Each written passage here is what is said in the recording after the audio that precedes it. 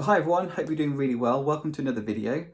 If you watched our previous video, and you can see the iCard on screen now, we mentioned that we'd had an interaction with a guy called Jack and that he had said he watches our YouTube videos and that he had been in touch with Rebecca on Facebook and he had a question for us about our properties.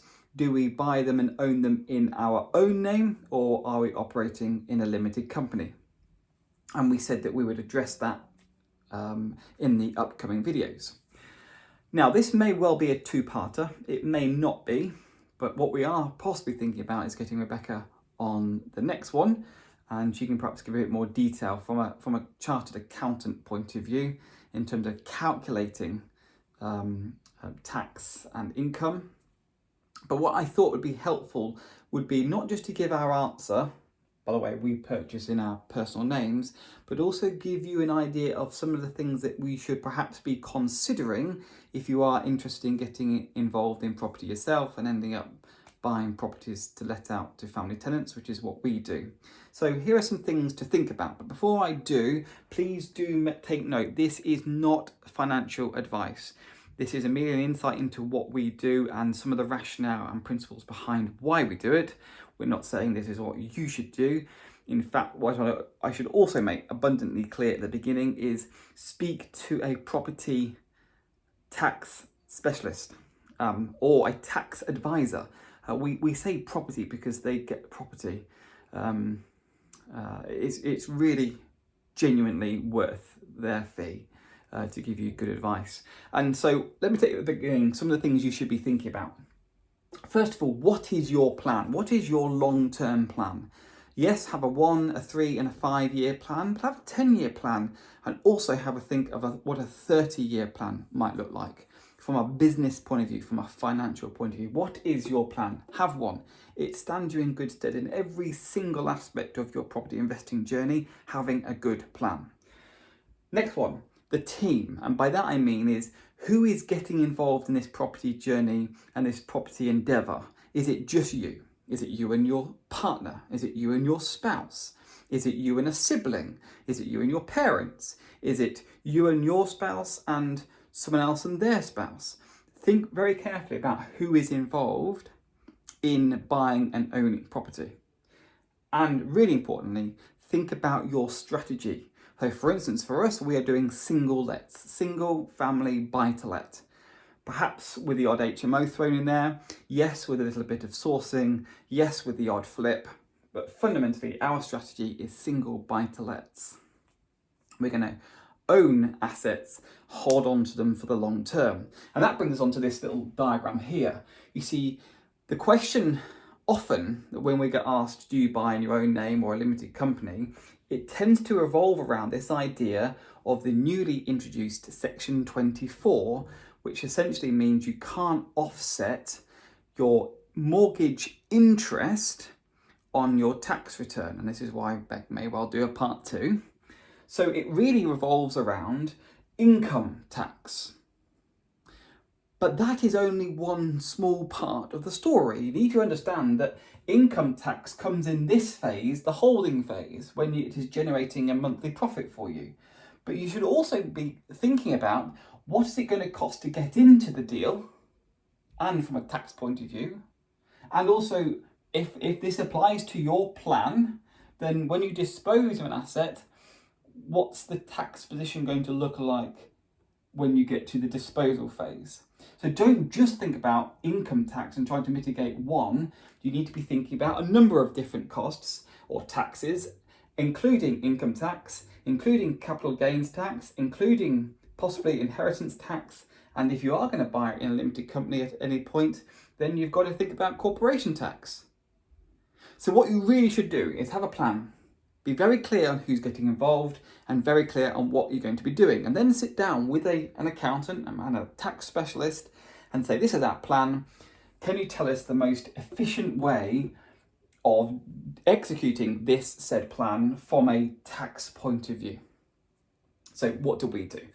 Well, if you think about the income tax, it's arguably the cheapest to acquire a property in your own name. So that's what we're going to do.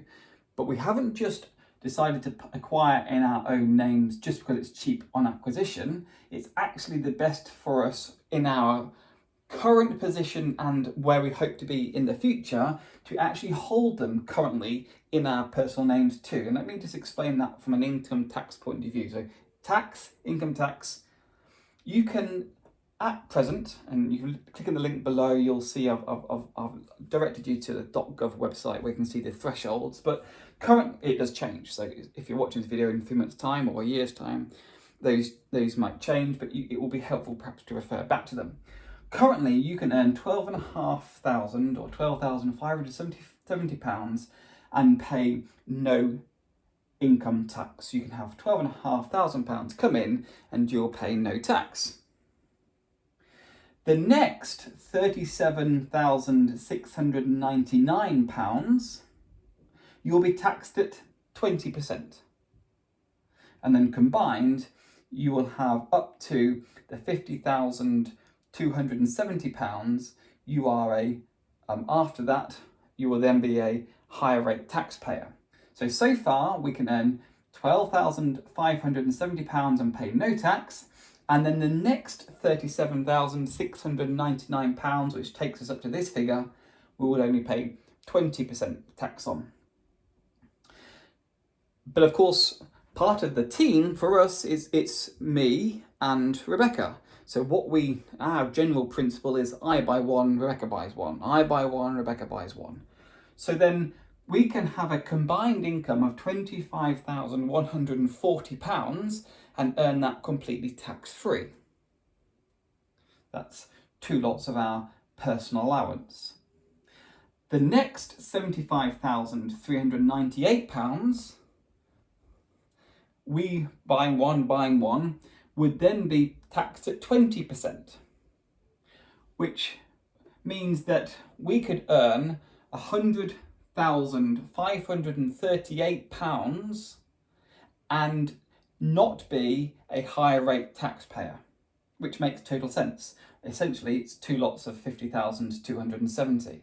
So we can have a combined family income of just over £100,000. So therefore, we are still buying them in our own names because we want to hold them in our own names, because at this phase, income tax is really important at this stage of our business. And although our properties are going up in value, there's a way to mitigate that, which is a separate video, or to benefit from the gain. But so from an income tax point of view, which is this question generally is targeted at, do you buy a limited company or in your own name? Then we are buying and holding in our own names, because from an income tax point of view, it is the most efficient way. We are still paying tax at this amount here, this row. Of course, it is. You should pay tribute to whom tribute, custom to whom custom. You should pay your fair amount of tax, but equally you want to be as efficient as possible and not pay more tax. That would be foolish. So you need to be as wise as a serpent, but harmless as doves. So, to answer your question, Jack, thank you ever so much. I also really like the way you phrased it. Do you own properties in your personal name or limited company? And that is very much the language of holding. You see, people often have said, as at the beginning, people would say to us, do you buy property in your own name or a limited company? Which then means they're a little bit confused, because the buying bit is a separate phase to the holding bit. So Jack, a very astute question. I hope that for all of us may well be an interesting insight into some of the things we consider when we are buying and holding properties, and therefore why we buy properties in our own names one at a time. Hope you enjoyed it. Thank you ever so much for your support as always. We genuinely appreciate you. Look forward to seeing you in the next one.